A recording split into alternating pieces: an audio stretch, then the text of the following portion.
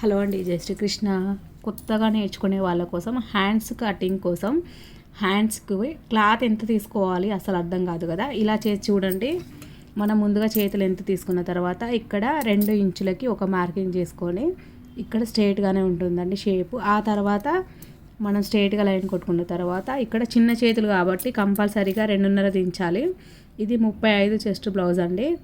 ఒకవేళ పెద్ద చేతులు పెట్టుకున్నా కూడా ఇక్కడి నుంచి 3 ఇంచులు దించితే సరిపోతుంది. కానీ అంతకన్నా తక్కువ 2 ఇంచులు అట్లా దించితే కనుక చేతులు బాగోదు షేపు. ఓకేనా. ఇంకా ఇది చూడండి, ఇప్పుడు 1/2 ఇంచు కుట్టు కోసం వదిలేసుకోవాలి. ఇది నార్మల్ బ్లౌజ్ కటింగ్. ఓకేనా. ఇట్లా పెట్టేసుకొని ఇలా షేప్ ఎట్లా అయితే తీసుకున్నాము అలా చూడండి. ఇక్కడికి స్ట్రైట్ లైన్ కొట్టుకున్నాను కదా 2.5కి. ఇక్కడ నుంచి ఇలాగా పెట్టేసుకొని మనకి ఇంత క్లాత్ కావాలి ఇప్పుడు. ఓకేనా.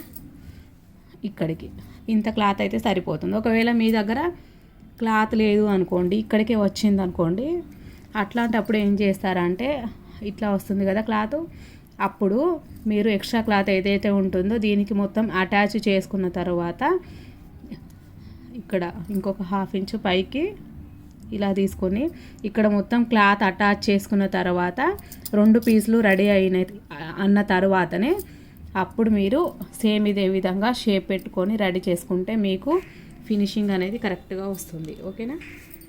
యూజ్ అయిందని అనుకుంటున్నాను.